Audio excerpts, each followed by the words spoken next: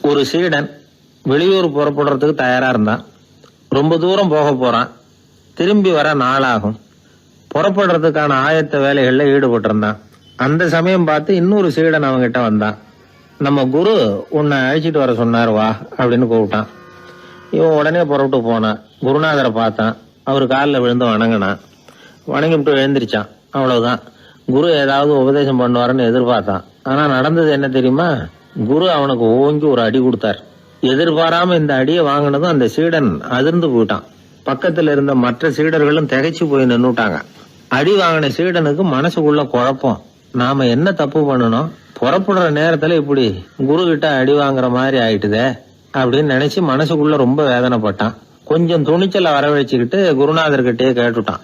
சுவாமி, நான் என்ன தப்பு பண்ணினேன்? என்ன இப்படி அடிச்சுட்டீங்களே. ஒரு வார்த்தை கூட உங்களை எதிர்த்து நான் பேசினது இல்லையே. இவ்வளவு காலமா உங்க விருப்பத்துக்கு விரோதமா ஒரு காரியம் கூட நான் செஞ்சது இல்லையே. வந்ததும் வராததுமா ஒண்ணுமே சொல்லாம என்ன அடிச்சுட்டீங்களே. குருவே, நான் செஞ்ச குற்றம் தான் என்ன அப்படின்னு கண்ணீரோட பரிதாபமா கேட்டானா அந்த சீடன். ஆனா அந்த குரு முகத்துல கொஞ்சம் கூட கோபம் இல்லை. அவர் சிரிச்சுக்கிட்டே நின்னுகிட்டு இருந்தாராம். அதுக்கப்புறம் சொன்னாராம், என்னுடைய அருமை சீடனே, நீ ஒரு தவறும் பண்ணல. நான் உன்னை அடிச்சது நீ ஏதோ தப்பு பண்ணிவிட்டேங்கிறதுக்காக இல்ல.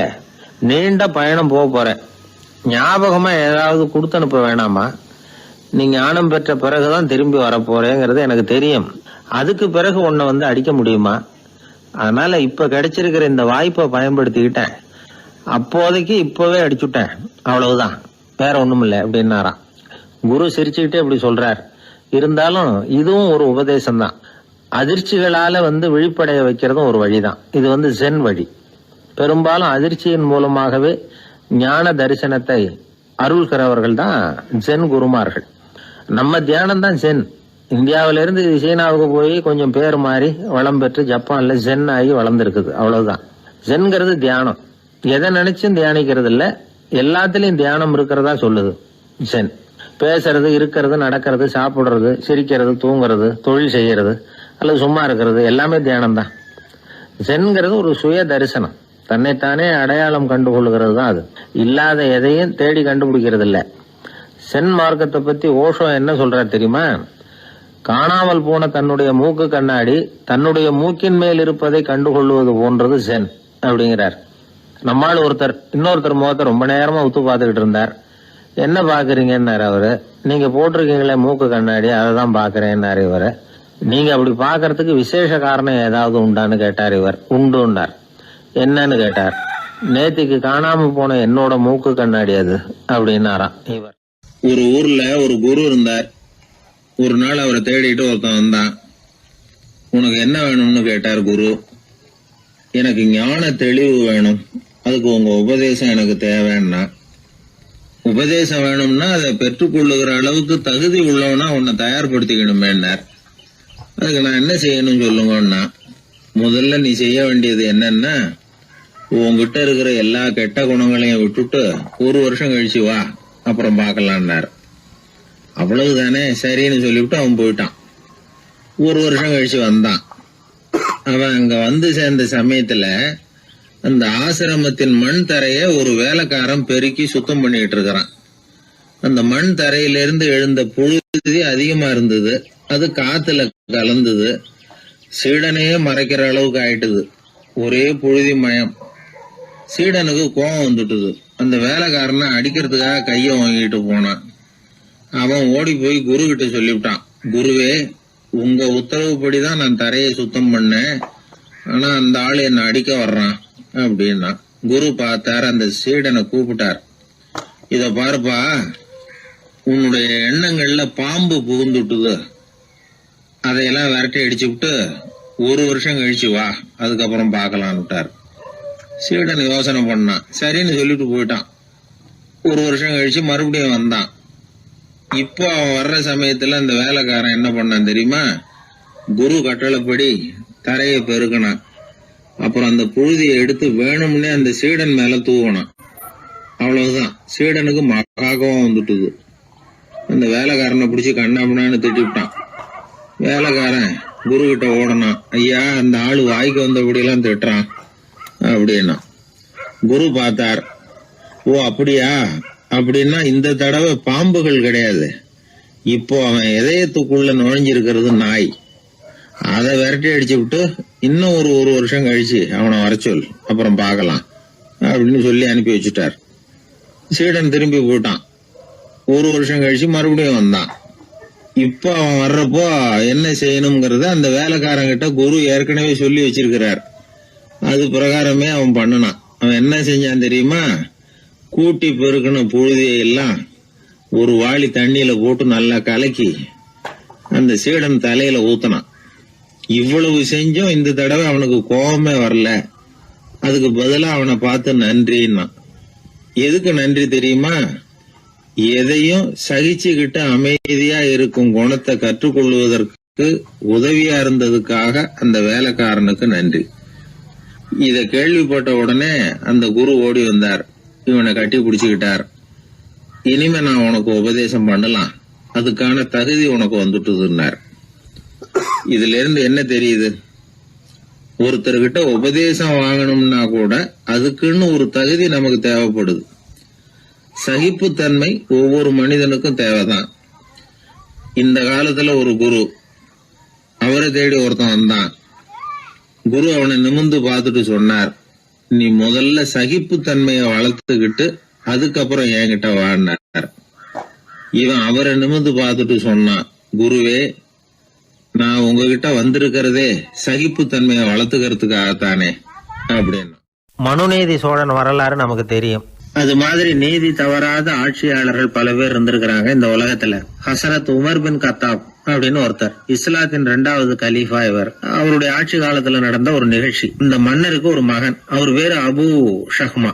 அந்த மிசர் நாட்டு கவர்னர் அமர் பின் ஆஸ், அந்த மன்னருடைய மகன் கவர்னர் அவர்களுடைய கவனிப்புல இருந்தார். அந்த சமயத்துல ஒரு நாள் அவர் மதுபானா இருந்தனார். கவர்னருக்கு தெரிஞ்சு போச்சு. அவருக்கு தர்ம சங்கடமா போயிட்டுது. அவர் செஞ்சது மன்னருடைய மகன். கவர்னர் யோசனை பண்ணார். அவர் மெதுவா தன்னுடைய வீட்டுக்கு அழைச்சிட்டு வந்தார். அதிகமா அவரை கஷ்டப்படுத்தாம ஒரு சின்ன தண்டனை கொடுத்து பிரச்சனையை தீர்த்துட்டார். ஏதோ பேருக்கு ஒரு தண்டனை, அவ்வளவுதான். இது நடந்து கொஞ்ச நாள் கழிச்சு மன்னருக்கு இந்த விஷயம் தெரிஞ்சு போச்சு. தன்னுடைய மகன்கிறதுனால கவர்னர் லேசான தண்டனையோட விட்டுட்டார் அப்படிங்கறத புரிஞ்சுக்கிட்டார். உடனே கவர்னருக்கு தகவல் அனுப்பினார். அமர் பின் ஆஸ் அவர்களே, என்னுடைய மகன் மதுபானம் அருந்தி இருக்கிறான், அது உங்களுக்கு தெரிஞ்ச உடனே தண்டனை கொடுத்திருக்கிறீங்க. கலீஃபாவின் மகன்கிற காரணத்தினால குறைவான தண்டனையை கொடுத்ததாக கேள்விப்படுறேன். இது ஷரியத்தின்படி மாபெரும் குற்றம். உங்களுடைய நடத்தையும் மன்னிக்க கூடியதல்ல. இந்த கடிதம் கண்ட உடனே மகன் அபு ஷஹ்மாவை மதீனாவுக்கு அனுப்பி வைக்க வேண்டியது அப்படின்னு கடிதம் எழுதினார். அதை பார்த்தார் கவர்னர். உடனே கலீஃபாவின் மகனை மதீனாவுக்கு அனுப்பி வச்சார். மன்னர் முன்னாடி நீதி விசாரணை நடக்குது. தன்னுடைய மகனுக்கு சவுக்கடி வழங்கும்படியா உத்தரவிடுறார் ஹசரத் உமர் பின் கத்தாப். தண்டனை நிறைவேற்றப்பட்டது. கூடியிருந்தவர்கள்லாம், ஐயா கொஞ்சம் கருணை காட்டுங்க அப்படின்னு சொல்லி மன்னர் கிட்ட வேண்டிக்கிட்டாங்களாம். இந்த வேண்டுகோளை மன்னர் ஏத்துக்கல. நீதியின் முன்னால் தந்தை மகன் அன்பு நேசம் உறவு இந்த முறைகளை எல்லாம் கவனிக்க முடியாது. குற்றம் செஞ்சவர் தண்டிக்கப்பட வேண்டியவர், அவர் யாரா இருந்தாலும் சரி அப்படின்னாராம். எல்லா ஆட்சியாளர்களுமே கவனிக்க வேண்டிய ஒரு செய்தி இது. அவர் ஒரு நாள் தன்னுடைய அரசாங்க கணக்கு வழக்குகளை பார்த்துட்டு இருக்கிறார். அந்த சமயத்துல அவரை பார்க்க ஒரு பெரிய மனிதர் வந்தார். இவர் தன்னுடைய சொந்த வேலை காரணமா வந்திருக்கிறார் அப்படிங்கறத அவர் புரிஞ்சுக்கிட்டார். உடனே அது வரைக்கும் எரிஞ்சுகிட்டு இருந்த விளக்க அணைச்சுட்டு இன்னொரு விளக்க ஏற்றி வச்சுக்கிட்டாராம். இந்த செயலுக்கு என்ன காரணம்னு கேட்டிருக்கிறார் வந்தவர். இதுக்கு அவரு சொன்னார், ஐயா நீங்க வந்த போது இங்க எரிஞ்சுகிட்டு இருந்தது அரசாங்க விளக்கு, இப்ப எரியறது சொந்த விளக்கு. சொந்த விஷயங்களை பேசுறப்போ அரசாங்க பணத்தை செலவு பண்ணக்கூடாது, அதனாலதான் விளக்க மாத்தினேன் அப்படின்னாராம். இப்படிலாம் பல பேர் இந்த உலகத்துல இருந்திருக்கிறாங்க. ஆனா இப்ப எல்லாம் பல பேர் அப்படி இருக்கிறது இல்ல. ஒருத்தர் அப்படிதான் அரசாங்க விஷயங்களை பார்த்துக்கிட்டு உட்கார்ந்து இருக்கிறார். அந்த சமயத்துல ஒரு பெரிய தொழில் அதிபர் அவரை பார்க்க வந்திருக்கிறார். இவரு சடார்னு எழுந்திருச்சு எரிஞ்சுகிட்டு இருந்த விளக்க அணைச்சுட்டார். எங்கும் ஒரே இருட்டு. ஏன் விளக்க அணைச்சுட்டீங்கன்னு கேட்டிருக்கிறார் வந்தவர். இங்க நடக்கிறது மத்தவங்க கண்ணுல பற்றக்கூடாது அப்படிங்கறதுக்காக தான் விளக்க அணைச்சேன். நீங்க கொண்டு வந்திருக்கிறத அப்படி ஒரு ஓரமா வச்சுட்டு போடுங்க, அதுக்கப்புறமா விளக்க போட்டு நான் எடுத்துக்கிறேன் அப்படின்னாராம் இவர்.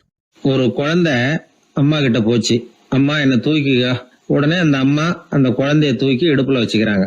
எந்த பக்கம் வச்சுக்கிறாங்க? இடது பக்கம். பொதுவா குழந்தைய தூக்குறவங்க யாரும் வலது பக்கம் இடுப்புல வச்சுக்கிறது இல்ல. விவரம் தெரியாத சில ஆம்பளைகளை அப்படி தூக்கி வச்சுக்கிட்டு அலையிறது உண்டு. ரொம்ப காலமாவே குழந்தைகளை இடுப்புல இடது பக்கமா வச்சிருக்கிற பழக்கம் தான் இருந்து வந்திருக்குது. இதுக்கு ஆய்வாளர்கள் என்ன காரணம் சொல்றாங்க தெரியுமா? அப்படி இருந்தாதான் குழந்தை சொல்றத குழந்தை நினைக்கிறத தாயினால நல்லா உணர முடியுதாம். இடது பகுதி ஆட்சி பண்றது குறிப்பா காதின் தலைமையாக இருக்கிறது வலது பக்கம் தான். அதனால தாய் குழந்தைக்கு பதில் சொல்லவோ அது என்ன கேக்குதுங்கிறத சீக்கிரமா புரிஞ்சுக்கிட்டு நடந்துக்கவோ அதுதான் சௌரியம் அப்படின்னு ஆய்வாளர்கள் இதுக்கு காரணம் சொல்றாங்க. இதனால என்ன ஆகுதான், தாய்க்கும் குழந்தைக்கும் நெருக்கம் அதிகமாகுதான், குழந்தைக்கும் பாதுகாப்பு அதிகமா. அது மட்டும் இல்ல, ஒரு தாய் தன்னுடைய குழந்தைய இடுப்புல சுமக்கிறதுனால அவள் நினைக்கிறத அவளோட இதய துடிப்ப குழந்தை உணர்தான். 9 மாதத்துக்கு அதிகமா இருந்த இடம் இல்லையா, அதனால அவளை பத்தி நல்லா அறிந்து கொள்ளுகிற வாய்ப்பும் குழந்தைக்கு கிடைக்குது. நம்ம முன்னோர்கள் ரொம்ப காலத்துக்கு முன்னாடியே வலது கையை பார்க்க ஆரம்பிச்சிட்டாங்களாம். அவங்க பயன்படுத்திய கல் ஆயுதங்கள்லாம் வலது பக்கமா தான் தீட்டப்பட்டிருக்குது. அதுல இருந்து நமக்கு என்ன தெரியுதுன்னா, வலது கையை தான் உபயோகப்படுத்தி இருக்கிறாங்கிறது தெரியுது. இப்படி எல்லாம் இருந்தா கூட இன்னைக்கு நம்மள 10ல் ஒருத்தருக்கு ஒரு பழக்கம் உண்டு, அது இடது கை பழக்கம். ஆனாலும் 2 கைகளும் ஒற்றுமையா இருக்கிறதுக்கு தான் ரொம்பவும் முயற்சி பண்ணுதான். இப்போ வலது கை பழக்கம் உள்ளவங்க பேசுறதுக்கு, எழுதுறதுக்கு, செயல்படுத்துற தலைமையகம் தலையின் பின்புறம் பிடரியில் இருக்குது. இடது கை பழக்கம் உள்ளவங்களுக்கு மூளையில 2 பக்கங்கள்லயும் தலைமையகம் இருக்குது. இது விஞ்ஞானிகள் சொல்றது. எத்தனையோ மேதைகள் இடது கை பழக்கம் உள்ளவங்களா இருந்திருக்கிறாங்க. அமெரிக்க மேதை பெஞ்சமின் பிராங்க்லின், இத்தாலிய ஓவியர் லியோனார்டோ டாவின்சி, இப்படி நிறைய பேர் இருந்திருக்கிறாங்க, இப்பவும் இருக்கிறாங்க. காலங்காலமா இயல்பாவே இடது கை பழக்கம் இருந்து வந்திருக்குது. அப்படி இருக்கிறப்போ வலது கை எப்போ இடது கைய வென்றது, ஜெயிச்சது அப்படிங்கிற விவரம் இன்னமும் யாருக்குமே புரியல, ஆய்வாளர்களுக்கும் புரியல. அவங்களும் யோசிச்சுக்கிட்டு இருக்கிறாங்க. உலகம் இடது பக்கமா தான் சுத்துது. வானத்துல இருக்கிற வெள்ளி வீதி, அப்புறம் அணுவுல இருக்கிற துணுக்குகள், உடம்புல இருக்கிற அமினோ அமிலம், இப்படி எல்லாமே இடதுபுறமா தான் இயங்கிட்டு இருக்குது. இவ்வளவு செய்திகள் இடது கைக்கு ஆதரவா இருக்கிறப்போ அது எப்படி வலது கை கிட்ட ஏமாந்தது அப்படிங்கிற ரகசியம் இன்னமும் யாருக்கும் தெரியலையா. இது சம்பந்தமா ஆராய்ச்சி பண்றவங்களுக்கு இது இன்னமும் ஒரு பிரச்சனையா தான் இருக்குதான். இப்படி இடது கை ஒதுங்கிட்டதுனால இப்பெல்லாம் வலது கைக்கு தான் மரியாதை அதிகமா போச்சு. ஒரு ஆசாமி இடது கையில கட்டு போட்டுட்டு வந்தானா, கையில என்னப்பா கட்டுன்னு விசாரிச்சிருக்கிறார் ஒருத்தர். ஒரு இயந்திரத்தை பிரிச்சு ரிப்பேர் பார்த்துக்கிட்டு இருந்தேன், மறுபடியும் அதை ஓட விட்டு பாக்குறப்போ இடது கை விரல் மாட்டிக்கிட்டது, அதுதான் கட்டு அப்படின்னு இருக்கான். நல்ல வேளை வலது கை மாட்டியிருந்தா உன்னால சாப்பிட கூட கஷ்டமா போயிருக்குமே என்னார் அவர். இதுக்கு அவன் சொன்னானா, முதல்ல வலது கை தாங்க மாட்டிக்க இருந்தது, நான் தான் உடனே புத்திசாலித்தனமா அதை இழுத்துக்கிட்டு இடது கையை கொடுத்தேன் அப்படின்னு இருக்கான். இவன் எப்பேற்பட்ட புத்திசாலி பாருங்க. இந்த வலது கை இடது கைங்கிறத பத்தி அறிவியல் ஆராய்ச்சி ஒரு பக்கம் இருந்தாலும் கை சுத்தமா இருக்கணும், இது வாழ்க்கைக்கு முக்கியம். உண்மை, உழைப்பு, நேர்மை இதெல்லாம் இருந்தாதான் வாழ்க்கையில முன்னேற முடியும். அதனால இந்த இடது கை பழக்கம், வலது கை பழக்கம் எது எப்படி இருந்தாலும் அது ஒருத்தருடைய புத்திசாலித்தனத்தை பாதிக்கிறது இல்ல.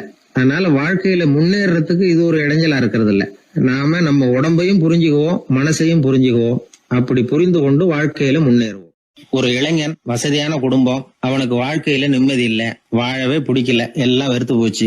என்ன பண்ணலாம்னு யோசனை பண்ணா ஒரு குருவை தேடிட்டு போனான். அவர்கிட்ட தான் வந்த விவரத்தை சொல்லி ஏதாவது வழி சொல்லுங்க சுவாமின்னு கேட்டான். அவரு பார்த்தார், சரி அதுக்கு முன்னாடி உன்னை பத்தி கொஞ்சம் சொல்லு, எவ்வளவு படிச்சிருக்கிற, என்ன தெரியும் உனக்கு அப்படின்னு கேட்டார். சுவாமி, நான் ஒழுங்கா படிக்கல, எதுவும் தெரியாது, ஆனா ஒண்ணு, கொஞ்சம் சதுரங்கம் ஆட தெரியும் எனக்கு, அவ்வளவுதான். குரு கொஞ்சம் யோசனை பண்ணார். பக்கத்துல இருந்த ஒரு சீடனை கூப்பிட்டார். அவங்கிட்ட ஒரு பேரை சொல்லி, நீ உடனே போய் அந்த பிக்ஷுவை இங்க கூப்பிட்டுட்டு வா அப்படின்னார். வரும்பொழுது ஒரு சதுரங்க பலகையும் அதுல விளையாடுறதுக்கான காய்களையும் எடுத்துட்டு வா, அப்படியே நம்ம சீடர்கள் எல்லாரையும் இங்க வர சொல்லு அப்படின்னு சொன்னார். கொஞ்ச நேரத்துல எல்லாரும் வந்து சேர்ந்தாங்க. சதுரங்க பலகையை கொண்டாந்து வச்சாங்க. அந்த பிக்ஷுவும் வந்து சேர்ந்தார். குரு முன்னாடி அடக்கமா நின்னார்.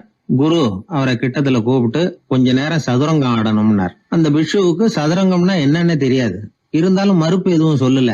குரு சொன்னார், பிக்ஷுவே, நீர் என்னுடைய சீடர், என்னுடைய பேச்சை மறுக்காதவர், உம்முடைய அடக்கத்தையும் பணிவையும் நான் அறிவேன், எனக்காக உயிரையும் கொடுக்கறதாக சொல்லி இருக்கிறீங்க. இப்போ அதுக்கான வாய்ப்பு வந்திருக்குது. நீங்க இந்த இளைஞனோட சதுரங்கம் ஆடணும். தோத்து போனா இந்த வாளால தலையை சீவி விடுவேன், ஆனா இறந்தாலும் உமக்கு சொர்க்கம் நிச்சயம். நீங்கள் வெற்றி பெற்றுட்டா தோற்று போன இந்த இளைஞனின் தலையை சீவி விடுவேன். சரி, இப்போ நீங்க ஆட ஆரம்பிக்கலாம்னார். ஆட்டம் ஆரம்பமாச்சு. அந்த பிக்ஷு முகத்துல சலனமே இல்ல, சாவை பத்தி கவலைப்பட்டதாவே தெரியல. எதுவும் புரியலன்னாலும் குருவின் கட்டளைங்கிறதுனால ஏதோ ஒரு காயை நகர்த்திட்டு இருந்தார். சுத்தி இருந்த சீடர்கள் முகத்துல திகில், பயம், பாவம், நம்ம பிக்ஷு நிலைமை இப்படி ஆயிட்டுதே அப்படிங்கிற கவலை. குரு கையில பெரிய வாள் பளபளப்பா தயாரா இருக்குது. பிக்ஷு காயை நகர்த்துறது ஆரம்பத்திலேயே ஆச்சரியமா தெரிஞ்சாலும் அவருக்கு சதுரங்கம் பத்தி எதுவுமே தெரியாதுங்கிறது இளைஞனுக்கு புரிஞ்சு போச்சு. அவனுக்கு உற்சாகம் வந்துட்டது. சுறுசுறுப்பா காய்களை நகர்த்த ஆரம்பிச்சான். பிக்ஷு கொஞ்சம் கொஞ்சமா தோத்துக்கிட்டே வந்தார். சுத்தி இருக்கிற சீடர்கள் முகத்துல சொல்ல முடியாத வேதனை, இளைஞன் முகத்துல மகிழ்ச்சி. நிமிர்ந்து பார்த்தான் எதிரில இருந்த பிக்ஷுவை. அவர் முகத்தை பார்த்ததும் இவனுக்கு ரொம்ப பாவமா இருந்தது. அந்த முகத்துலதான் எவ்வளவு சாந்தம், எவ்வளவு இனிமை, அவர் கண்கள்ல எவ்வளவு கருணை. இவர் சாகத்தான் வேணுமா? இளைஞன் யோசிக்க ஆரம்பிச்சான். நாம இறந்து போனா யாருக்கும் எந்த இழப்பும் இல்ல, வீணாகி போன தன்னுடைய வாழ்வும் சாவும் யாரையும் பாதிக்க போறதில்ல. ஆனா துறவியும் ஞானியுமான கருணை மிக்க இந்த பிக்ஷு இறந்தா அது எவ்வளவு பெரிய இழப்பு, அதுக்கு நாம காரணமா இருக்கிறதா அப்படின்னு நினைச்சு பார்த்தான் அந்த இளைஞன். உடனே கண்ணாமண்ணான்னு விளையாட ஆரம்பிச்சுட்டான். அதாவது தான் தோத்து போகணுங்கிறதுக்காகவே. ஆட்டத்தை கூர்ந்து கவனிச்சுக்கிட்டு இருந்த குரு திடீர்னு சதுரங்க பலகையை கழுத்து தள்ளினார். காய்கள்லாம் செதறி போட்டுது. எல்லாரும் திகைச்சு போயிட்டாங்க. யாருக்கும் வெற்றி தோல்வி இல்லைன்னு அறிவிக்கிறேன் குரு. தம்பி, உன்னுடைய மன ஒருமைப்பாட்டை கவனிச்சேன். முழுமையா ஆட்டத்துல மூழ்கி போனதையும் பார்த்தேன். கடைசியில உயிர் தியாகம் பண்ண முடிவெடுத்து தாறுமாறா ஆட ஆரம்பிச்சதையும் கவனிச்சேன். வாழ்க்கை என்னங்கிறதும் எந்த வாழ்க்கை பயனுள்ள வாழ்க்கைங்கிறதும் உனக்கு புரிஞ்சுட்டுது. இப்ப இங்க அதை நீ கத்துக்கிட்ட. உன்னுடைய மனம் பக்குவ நிலை அடைஞ்சுட்டுது. தியாகம் உன்னுடைய இதயத்துல குடி வந்துட்டுது. அது எங்க இருந்தாலும் நல்லதுதான். உனக்குள்ள இருந்துதான் அந்த தியாகம் வந்திருக்கு. அதை நீ அடையாளம் கண்டுபிடிச்சுக்கிட்ட. நீ இனிமே கொஞ்ச காலம் இங்கேயே இருந்துட்டு போகலாம். உன்னுடைய வாழ்வு பயனுள்ள வாழ்வா மாறும் அப்படின்னு சொல்லி அந்த குரு ஆசீர்வாதம் பண்ணார். இந்த காலத்திலயும் ஒருத்தர் அது மாதிரி தன்னுடைய வாழ்க்கையை பயனுள்ளதாக ஆக்கிக்கணும்னு ஆசைப்பட்டார். உடனே சதுரங்கம் ஆட ஆரம்பிச்சார். அப்புறம் சீட்டாட ஆரம்பிச்சார். கொஞ்ச நாள் கழிச்சு அவரை பார்த்த நண்பர் ஒருத்தர் கேட்டார், என்னங்க சீட்டாட ஆரம்பிச்ச பிறகு வாழ்க்கை பயனுள்ளதா ஆச்சா அப்படின்னு கேட்டார். ஆச்சுன்னார் அவர். யாருக்கு, உங்களுக்கான்னு கேட்டார். இல்லைங்க, நான் யாரோட ஆடுனோ அவருக்கு வாழ்க்கை பயனுள்ளதா ஆச்சு அப்படின்னு அவர் விளக்கம் கொடுத்தாராம். அதனால வாழ்க்கைங்கிறது ரொம்ப நுட்பமான ஒன்று. அந்த நுட்பமான வாழ்க்கையை புரிஞ்சுக்கிட்டு அதுக்கப்புறம் அதை பயனுள்ளதாக மாற்றிக்கொள்ள வேண்டியது மனிதர்களுடைய கடமை. விளையாடுறது வழக்கம். மரத்துக்கு அந்த பையன் பேரில் ஒரு பாசம் உண்டாக ஆரம்பிச்சுட்டுது. பையன் அந்த மரத்தில் உள்ள பூக்களை பறிக்கணும், பழங்களை பறிக்கணும்னு ஆசைப்பட்டான். அதுக்காகவே அந்த மரம் தன்னோட கிளைகளை வளைச்சி அவனுக்கு எட்டுற அளவுக்கு தலையை சாய்ச்சி கொடுக்குது. பையன் பூக்களை பறிக்கிறான். மரம் சந்தோஷப்படுது. மரம் அன்பின் அடையாளம். அதனால் அது கொடுக்கறதுல சந்தோஷப்படுது. மனிதன் ஆணவத்தின் அடையாளம். அதனால் இவன் பறிக்கிறதுல சந்தோஷப்படுறான். பையன் வளர்ந்தான். அந்த மரத்தின் மடியிலேயே படுத்து தூங்கினான். பூக்களை பறித்து மலர் கிரீடம் பண்ணி தலையில் சூடிக்கிட்டான். பழங்களை பறித்தான், சாப்பிட்டான். அதை பார்த்து அந்த மரம் சந்தோஷப்பட்டுது. கொஞ்ச நாளாச்சு. பையன் இன்னும் கொஞ்சம் பெரியவனானான். அந்த மரத்து மேலே ஏறி கிளையில் உட்காந்துக்கிட்டு ஊஞ்சல் ஆட ஆரம்பித்தான். அவனுக்கு சௌகரியத்தை கொடுக்கறதுல மரத்துக்கு ஆனந்தம், மரத்துக்கு அசௌகரியத்தை கொடுக்கறதுல அவனுக்கு ஆனந்தம். இது அன்புக்கும் ஆணவத்துக்கும் உள்ள வித்தியாசம். பையன் இன்னும் கொஞ்சம் வளர்ந்தான். அவனுக்கு கடமை, லட்சியம் எல்லாம் சேர்ந்தது. படித்து பரீட்சை எழுதி பாஸ் ஆக வேண்டியிருந்தது. அதனால் மரத்துக்கிட்ட வர்றதில்லை அவன். ஆனால் மரம் இவனுக்காக காத்துக்கிட்டு இருக்குது. இவன் உலக விஷயங்களில் மூழ்கிட்டான். தற்செயலாக ஒரு நாள் அந்த பக்கமாக போனான். மரம் அவனை பார்த்துது. மறந்துட்டியா என்ன, நான் உன்னை பார்க்கணும்னு ஆவலாக காத்துக்கிட்டு இருக்கேனே அப்படின்னுது. இவன் பார்த்தான். நீ என்ன வச்சிருக்கிற, நான் உங்ககிட்ட ஏன் வரணும், உங்ககிட்ட பணம் இருக்குதா சொல்லு, வர்றேன். ஏன்னா நான் இப்போ பணத்தை தான் தேடிக்கிட்டு இருக்கிறேன் அப்படின்னா. உனக்கு பணம் தானே வேணும், என்னுடைய பழங்களை பறிச்சிக்கோ, அதையெல்லாம் விற்பனை பண்ணு, பணம் கிடைக்கும் அப்படின்னு அந்த மரம். உடனே இவன் மரத்தில் ஏறினான். பழங்களை பறித்தான். பழுக்காத காய்களையும் சேர்த்து பறித்தான்.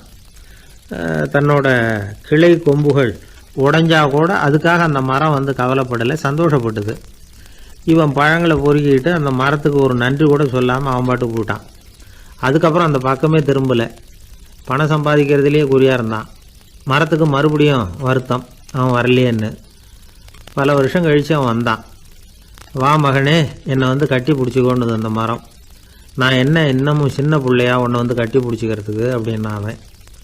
நான் இப்போ ஒரு வீடு கட்ட போகிறேன், அதுக்கு உன்னால் உதவ முடியுமா அப்படின்னா. என்னுடைய கிளைகளை வெட்டிக்கோ அப்படின்னுது மரம். கொஞ்ச நேரத்தில் மரத்தை அப்படியே மொட்டை அடிச்சுட்டான். மறுபடியும் கொஞ்ச காலம் கழிச்சு அந்த மனுஷன் வயசாகி ரொம்ப கிழவனாக போட்டான் அவன். அதுக்கப்புறம் வந்தான். நான் தூர தேசங்களுக்கு போய் பணம் சம்பாதிக்கணும்னு ஆசைப்படுறேன். நான் பிரயாணம் பண்ணுறதுக்கு ஒரு படகு தேவை, அதுக்கு நீ உதவி செய்ய முடியுமான்னா. அது ஒன்றும் பெரிய பிரச்சனை இல்லை, என்னுடைய அடிமரத்தை வெட்டிக்கோன்னுது அந்த மரம். அவன் வெட்டினான், படகு செஞ்சான், போயிட்டான். இனிமேல் திரும்பி வருவானோ மாட்டானோ அது தெரியாது. ஆனால் இந்த அடிமரம் அவனுக்காக காத்துக்கிட்டு இருக்கும். ஏன்னா இது அன்பின் அடையாளம், அவன் ஆணவத்தின் அடையாளம். அன்பு கொடுக்கறதுக்கு தான் ஆசைப்படும், ஆணவம் வாங்கிறதுக்கு தான் ஆசைப்படும். இப்படி ஒரு கதையை ஒரு பெரியவர் சொல்லியிருக்கிறார். அதை நாம் சிந்திச்சு பார்க்கணும். எல்லாமே நாற்காலிக்கு ஆசைப்படாதவர்கள் அப்படின்னு சொல்லிட முடியாது. ஏன்னா நிறைய பேர் நாற்காலிக்கு ஆசைப்படுறவங்கள நாம் பார்க்குறோம். உட்கார்றதுக்கு ஒரு நாற்காலி கிடைச்சிடாதா, அதோட ஒரு கால் உடஞ்சி முக்காலியாக இருந்தாலும் பரவாயில்ல, ஒரு மாதிரியாக அனுசரித்து உட்காந்துக்கலாம் அப்படின்னு அலையிறவங்க எத்தனை பேர். இந்த காலத்தில் மட்டும்தான் அப்படின்னு இல்லை, அந்த காலத்துலேயும் இதே மாதிரி ஆசைகள் சபலங்கள் இருந்திருக்கும் போல இருக்கு. பரமசிவன் வசிஷ்டருக்கு ஒரு விசேஷமான ஆசனத்தை கொடுத்துருந்தாராம். சரி, அப்படி என்ன அதில் விசேஷம்னா, வசிஷ்டர் ஒரு குறிப்பிட்ட இடத்துக்கு போகணும்னு நினச்சி புறப்படுறாருன்னு வச்சுக்கோங்க. அவருக்கு முன்னாடியே இந்த ஆசனம் புறப்பட்டுரும். போய் ஒரு வசதியான இடமா பார்த்து இருந்துக்கும். வசிஷ்டர் போவார். அங்கே போனதும் எங்கே உட்காரலாம்ங்கிற இட பிரச்சனையெல்லாம் அவருக்கு ஏற்படுறதில்ல. அதுதான் இவருடைய இருக்கை அங்கே முன்னாடியே போய் காத்துக்கிட்டு இருக்குதே. நேராக போவார், அதில் உட்காந்துக்குவார். மற்ற முனிவர்கள்லாம் இதை பார்த்தாங்க. அவங்களுக்கு பொறாமையாக இருந்துதான். எல்லாரும் ஒரு இடத்துல கூடி இதை பற்றி பேசியிருக்கிறாங்க. என்ன இது, நாமளும் அவரை மாதிரி தானே இருக்கிறோம், இருந்தாலும் நமக்கும் அது மாதிரி ஒரு ஆசனம் கிடைக்கலையே அப்படின்னு யோசனை பண்ணியிருக்காங்க. சரி, நேராக பரமசிவன்கிட்டே போவோம், இதை பற்றி கேட்போம் அப்படின்னு நினச்சிக்கிட்டு போனாங்களாம். பரமசிவனை பார்த்துருக்குறாங்க. ஐயா, நாங்களும் முனிவர்கள் தானே, வசிஷ்டர் பண்ணுறது மாதிரி நாங்களும் உங்களை குறித்து கடும் தவம் பண்ணிக்கிட்டு தானே இருக்கிறோம். அப்படி இருக்கும் பொழுது அவருக்கு மட்டும் ஏன் இந்த விசேஷ சலுகை அப்படின்னு கேட்டிருக்காங்க. அதுக்கு பரமசிவன் சொன்னாராம், முனிவர்களே, உங்கள் கேள்விக்கு நான் பதில் சொல்கிறேன், ஆனால் அதுக்கு முன்னாடி நீங்கள் ஒரு காரியம் பண்ணணும்னாராம். என்ன செய்யணும் சொல்லுங்கன்றிருக்காங்க. நீங்கள் ஒவ்வொருத்தரும் தனித்தனியாக போய் உங்களை விட உயர்ந்த ஒருத்தரை தேடி கண்டுபிடிச்சி அவருக்கு அதிதி பூஜை பண்ணி அவரை ஒரு மண்டலத்துக்குள்ளே என்கிட்ட அழைச்சிட்டு வந்துருங்க அப்படின்னாராம். சரின்னு எல்லாரும் புறப்பட்டுருக்காங்க. அவங்க போனதுக்கப்புறம் நந்தி தேவனை அழைச்சி வசிஷ்டரை கூப்பிட்டுக்கிட்டு வர சொன்னாராம். அவர் வந்தார், வணங்கினார். வசிஷ்டரே, இன்னையிலேருந்து ஒரு மண்டலத்துக்குள்ளே உங்களை விட தாழ்ந்தவர் ஒருத்தரை தேடி கண்டுபிடிச்சி அவருக்கு அதிதி பூஜை பண்ணி அவரை என்கிட்ட கூப்பிட்டுட்டு வாங்கன்னு விட்டார். சரின்னு இவரும் புறப்பட்டு போயிட்டார். கொஞ்ச நாள் ஆச்சு. முனிவர்கள்லாம் திரும்பி வந்தாங்க. பரமசிவன் முன்னாடி நின்னாங்க. ஐயா, எவ்வளவோ தேடி பார்த்துட்டோம், எங்களை விட உயர்ந்தவர்கள் யாருமே கிடைக்கல அப்படின்னாங்களாம். வசிஷ்டரும் சேர்ந்தார். ஐயா, எவ்வளவோ தேடி பார்த்தேன், என்னை விட தாழ்ந்தவர் யாருமே கிடைக்கல அப்படின்னாராம். அவரே தொடர்ந்து சொன்னார், என்னுடைய மனைவி எனக்கு அடங்கினவ தானே, அவளுக்காவது அதிதி பூஜை பண்ணி அழைச்சிட்டு வந்துடலாமான்னு யோசித்து பார்த்தேன். என்னோட மனசு அதுக்கும் இடம் கொடுக்கல.